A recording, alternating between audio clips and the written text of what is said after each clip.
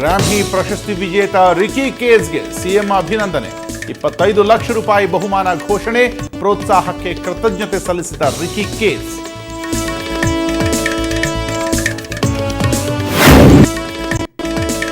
ಭಗವದ್ಗೀತೆಯಿಂದ ರೋಗಗ್ರಸ್ತ ಸಮಾಜಕ್ಕೆ ನಾಂದಿ. ಅನುಮತಿ ಸಿಕ್ಕರೆ ಸುಟ್ಟು ಹಾಕುವೆ. ಮೈಸೂರಲ್ಲಿ ಪ್ರೊಫೆಸರ್ ಕೆಎಸ್ ಭಗವಾನ್ ವಿವಾದಾತ್ಮಕ ಹೇಳಿಕೆ.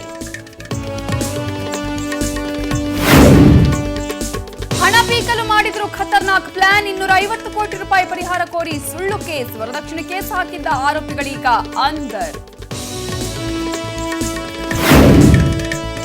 ಬಿಹಾರದಲ್ಲಿ ಮುಂದುವರಿದ ರಾಜಕೀಯ ಬಿಕ್ಕಟ್ಟು. ಫೆಬ್ರವರಿ 20ರೊಳಗೆ ಮಾಂಸಿ ವಿಶ್ವಾಸಮತ ಯಾಚನೆಗೆ ಅವಕಾಶ. ಪಾಟ್ನಾ ಹೈಕೋರ್ಟ್ ಮೆಟ್ಟಿಲೇರಲು ಜೆಡಿಯು ನಾಯಕ ನಿಯೋಜನೆ.